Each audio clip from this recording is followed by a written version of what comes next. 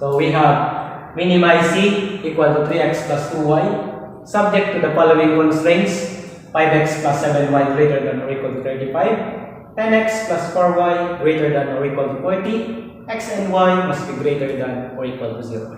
So as you can observe, sa maximization model or problem, usually yung constraint ay less than or equal. Samantalang sa minimization, yung constraint niya usually greater than or equal. So kasi minimum, okay? So sa pag-solve ng minimization model or problem, ang goal naman natin or our objective is to obtain a minimum result of z. Kung sa maximization, pinakamataas na value ng z, sa minimization, yung pinakamababang value ng c naman ang kailangan na kuha natin. So, same lang ang step ng pag-solve nito sa kagaya ng sa maximization problem. So, maybe we can proceed. So, we have to graph the non-negativity constraint. So, we have x and y greater than or equal to 0. So, our first constraint is 5x plus 7y greater than or equal to 35. So, to graph that inequality, you have to transform that inequality to an equation. So, gawin natin siyang equation, 5x plus 7y equal to 35. So, para mag-graph yan, kukunin natin yung x and y intercept. So, para makuha yung x-intercept, just cover y. So, 5x is equal to 35. Divide both sides by 5, we have 7. So, ang x-intercept natin ay 7, 0. For the y-intercept, over x, 7y is equal to 35. Divide both sides by 7, so we have 5. So, 0 and 5. So, ito yung x-intercept, ito yung y-intercept. Okay? So, i-plot na natin yung points na ito. Then, i-connect mo yung dalawang point na yan. Yan na yung graph ng equation na ito. So, yan. 7, 0. 1, 2, 3, 4, 5, 6, 7. 7, 0. And 0, 5. 1, 2, 3, 4, 5. So, ayan. So, connect mo lang yan. Yan na yung equation na 5x plus 7y is equal to 35.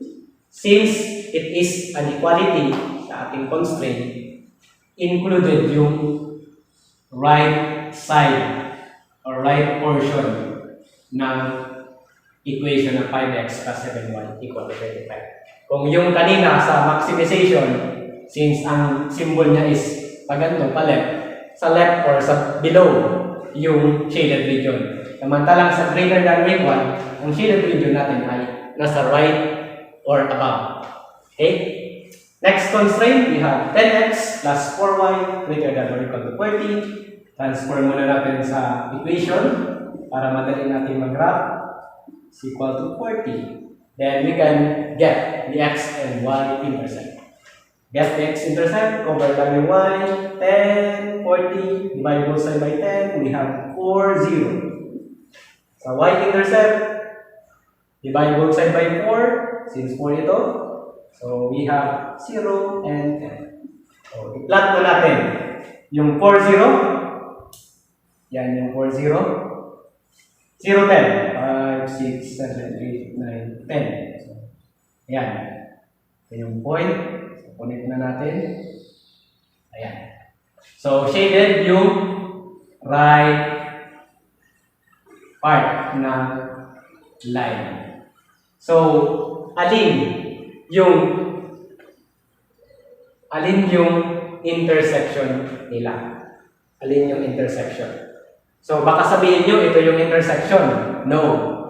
Since itong line na ito, ang shaded niya is papunta dito, ito. Yan yung shaded niya.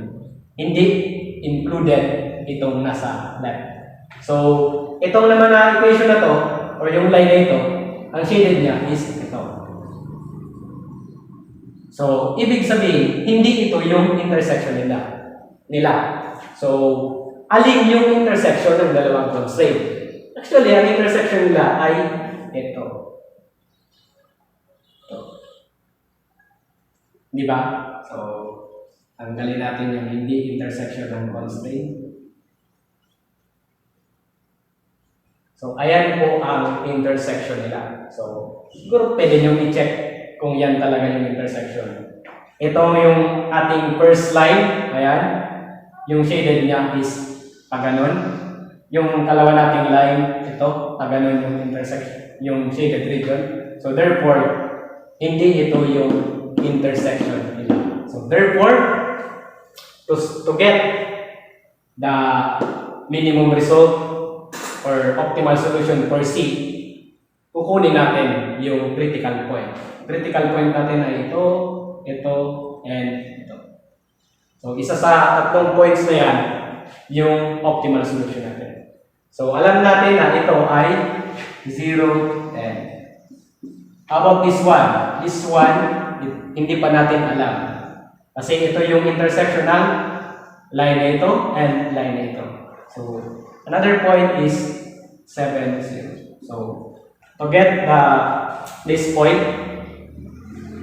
just solve natin yung dalawang equation natin. So, 5x plus 7y and 10x plus 4y is equal to 40. So, paano natin yan i-solve? Diba, sa algebra, we have the elimination method. Diba? So, actually, we can simplify this equation. Ining equation na yun, pwede natin ma-simplify. So, di ba, divisible by 2? So, ito ay 5. Ito ay natin yung 2. And this one will be 20. 20. Tama ba? We have divide by 2, 20. Okay. So, pwede na tayo makapag-eliminate ng variable. So, since we have 5, parehas na yung coefficient ng x natin, so we can eliminate the variable x. So, simply subtract. 0 na yan. Itong 5y is equal to 25 minus 20. We have 15. So, divide both sides by 5. We have y is equal to 3. Okay? So, since nakuha na natin yung value ng y, we can use either this equation or this equation to solve for the value of x. So for example, gamitin natin yung equation 1. So, meron tayong 5x plus 7 times 3. Substitute lang natin yung value ng y sa equation na ito. 35. So, 5x equal to 35 minus 7 times 3 is 21. So, 35 minus 21 is 14, right? So, 5x is equal to 14. So, ang x natin ay 14 over 5. Or 14 over 5 is 2, 10, or 2.8. So, ang x natin is 14.5 or 2.8. So, ang point natin, ito ay 2.8 and 3. So, 2.8 and 3. So, since na-determine na natin yung critical points, then we can substitute these points sa ating objective function na minimize c equal to 3x plus 2y. So, kung alin dyan yung makapagbigay ng pinakamababang value ng c, yun yung ating optimal solution. So, for the first point, we have 3 times 0 plus 2 times 10 is equal to 20.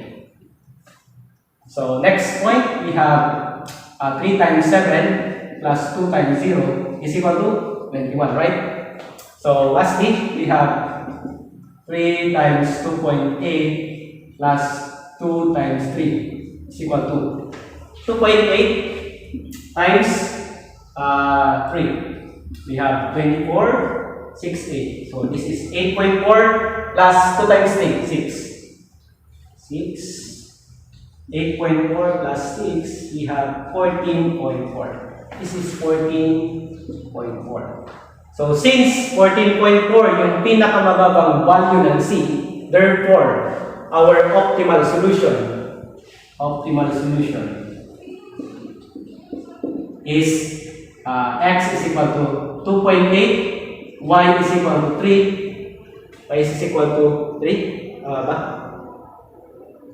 Tama? And c is equal to 14.4. Okay.